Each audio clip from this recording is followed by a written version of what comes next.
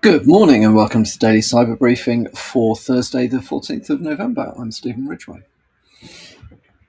So, following on from yesterday's Patch Tuesday, GitLab have patched critical flaws that could lead to unauthorized access to Kubernetes clusters.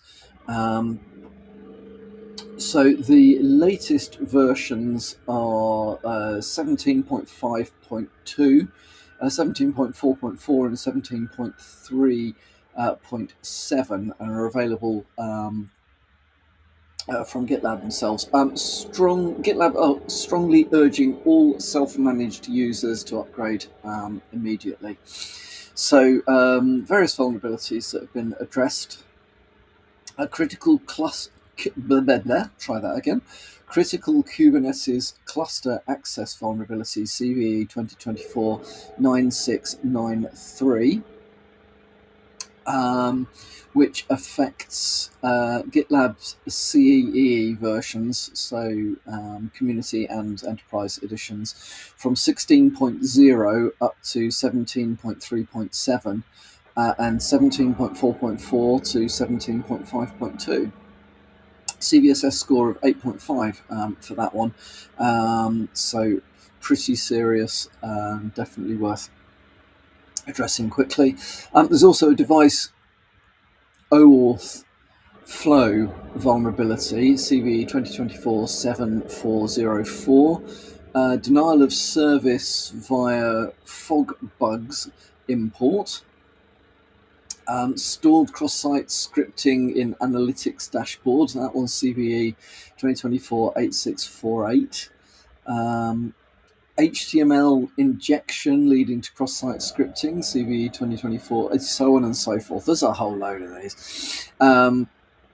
So yeah, I recommend you have a look. Link to an article in GV Hackers that sets out what these vulnerabilities are and has further links onto GitLab to enable you to get to the patches. So if you're using GitLab on self-hosted stuff, then definitely recommend take a look at this and patch at your earliest opportunity.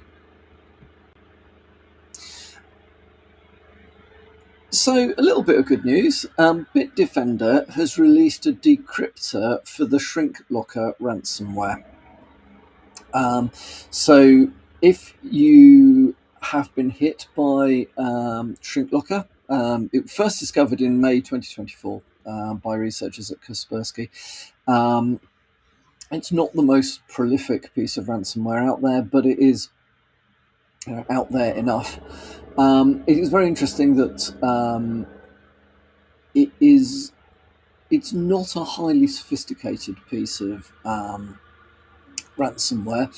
And basically, rather than using PKI or other more sophisticated ways of managing keys, it generates a unique password based around things like memory usage and network traffic and whatever as the pseudo-random key. It then uploads the password to a centralized server and then kicks off the actual the actual encryption piece itself. It's a very nice write-up in Security Affairs that shows exactly how this all hangs together. However, a couple of interesting points that come from this. One is that there is a window of opportunity to interrupt the ransomware, although it does do various things in order to try to prevent it from being blocked itself.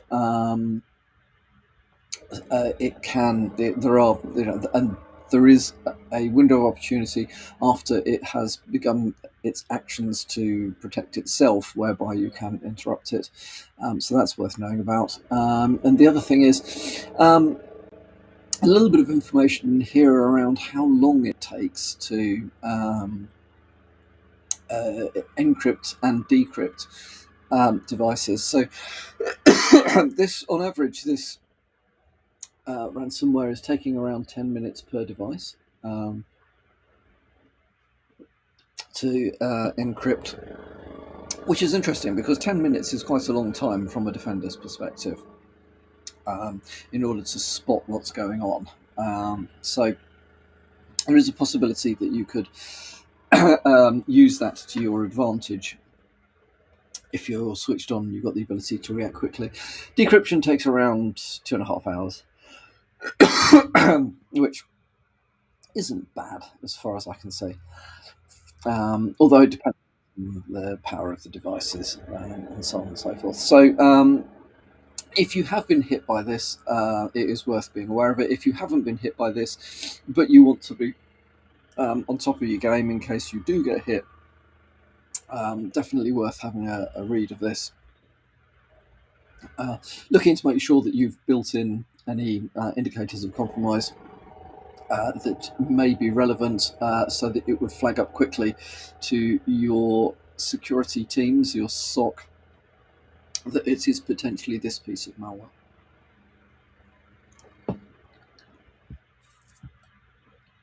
And then slightly, so a sore throat today. Finally from me today, there is an interesting article in HelpNet Security. I'm always talking about interesting articles. They are interesting articles. I find them interesting anyway. There's an article in HelpNet Security that talks about how cybersecurity failures are draining business budgets. Now, there is a lot of... well, this article unpacks a lot of the stuff that we all know doesn't work well in our industry. 61% of organisations have suffered a security breach in the past year, which, as they quite rightly point out in the article, is because either their policies, governance or controls have failed or aren't working effectively or not. Cost to US businesses totaled $30 billion a year.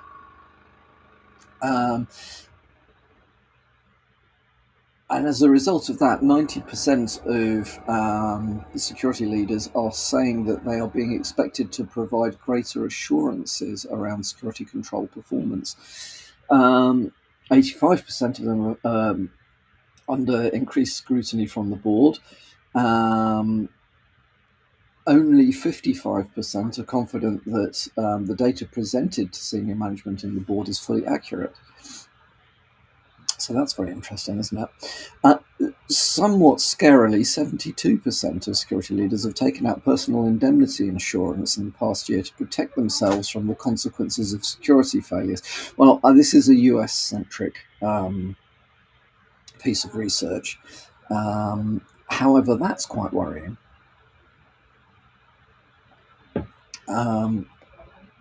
Yes, obviously, if you're a consultant and whatever, personal indemnity insurance is very important, because there are occasions where the things that you recommend don't do what you hoped or expected for all sorts of reasons. So yeah, it's surprising that internal senior leaders, security leaders, are thinking along those lines.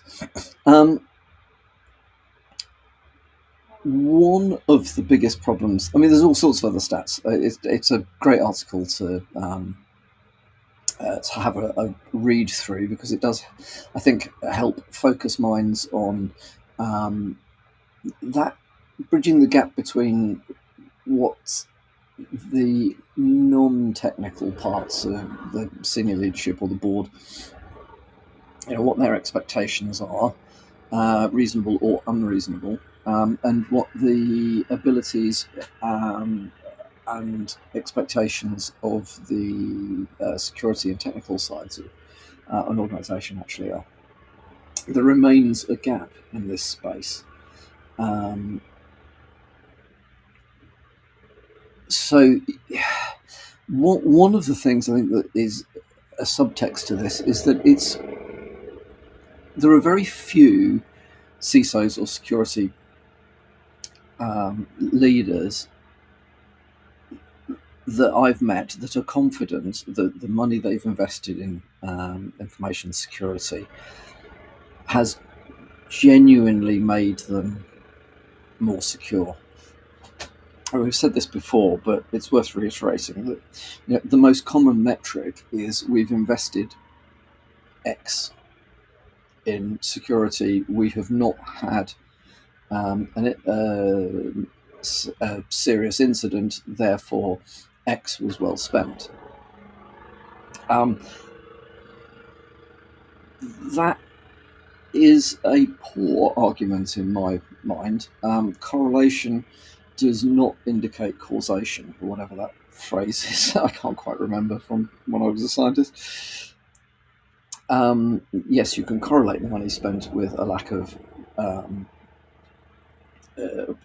of security issues, but you can't actually draw that line that says because of this, then that.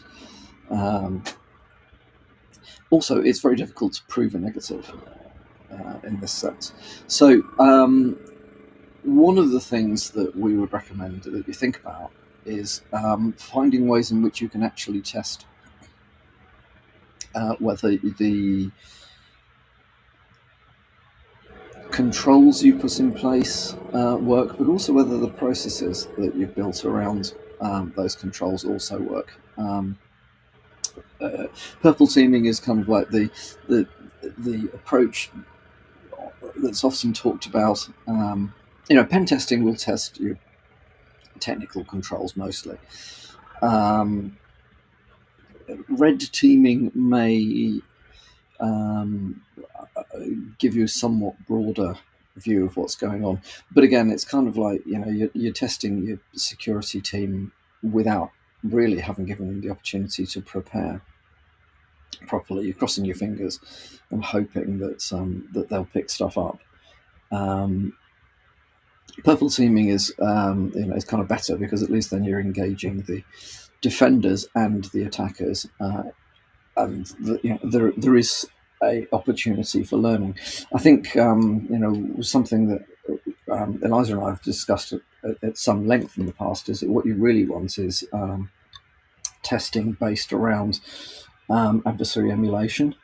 So actually going to some trouble to understand who your most likely adversaries are and what their TTPs are, and then basing testing around those scenarios, fully engaging the defenders, because the idea is